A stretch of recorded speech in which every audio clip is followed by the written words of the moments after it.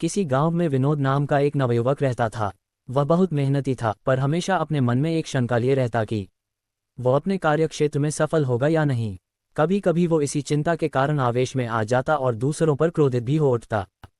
एक दिन उसके गांव में एक प्रसिद्ध महात्मा जी का आगमन हुआ।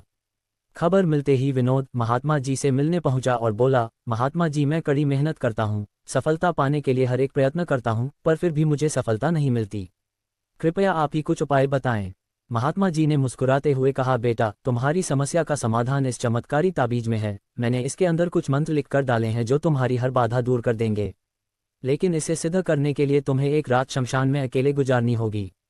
शमशान का नाम सुनते ही विनोद का चेहरा पीला पड़ गया।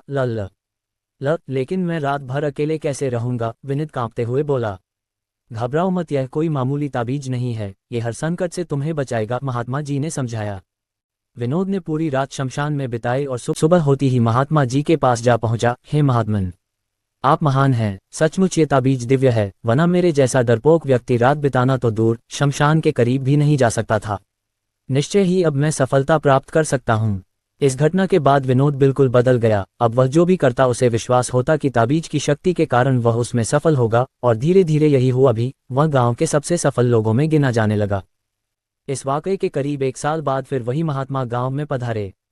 विनोद तुरंत उनके दर्शन को गया और उनके दिए चमत्कारी ताबीज का गुणगान करने लगा। तब महात्मा जी बोले, बेटे, जरा अपनी ताबीज निकाल कर देना। उन्होंने ताबीज हाथ में लिया और उसे खोला। उसे खोलते ही विनोद के होश उड़ गए जब उसने देखा कि ताबीज के अंदर कोई मंत्र वंत्र नहीं लिखा हुआ था, वह तो धातु का एक टुकड़ा मात्र था। विनोद बोला, ये क्या महात्मा जी, ये तो एक मामूली ताबीज है, फिर इसने मुझे सफलता कैसे दिलाई? महात्मा जी ने समझाते हुए कहा, सही कहा तुमने, तुम्हें सफलता इस ताबीज ने नहीं बल्कि तुम्हारे विश्वास की शक्ति ने दिलाई है। पुत्र, हम मनुष्यों को भगवान ने एक विशेष शक्ति देकर यहाँ भेजा है, वो है विश्वास की शक्ति। तुम अपने कार्यक्षेत्र में इसलिए सफल नहीं हो पा रहे थे क्योंकि तुम्हें खुद पर यकीन नहीं था, खुद पर विश्वास नहीं था। लेकिन जब इस ताबीज की वजह से तुम्हारे अंदर वो विश्वास पैदा हो गया तो तुम सफल होते चले गए।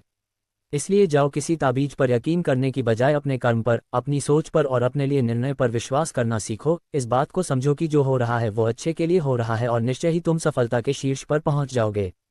उद्धरण चिन्ह। विनोद महात्मा जी के बात को गंभीरता से सुन रहा था और उसे आज एक बहुत बड़ी सीख मिली थी कि यदि उसे किसी भी क्षेत्र में सफल होना है तो उसे अपने प्रयत्नों पर विश्वास करना होगा। यदि वह खुद पर विश्वास कर लेता है तो उसकी सफलता का प्रतिशत हमेशा बढ़ता चला जाएगा।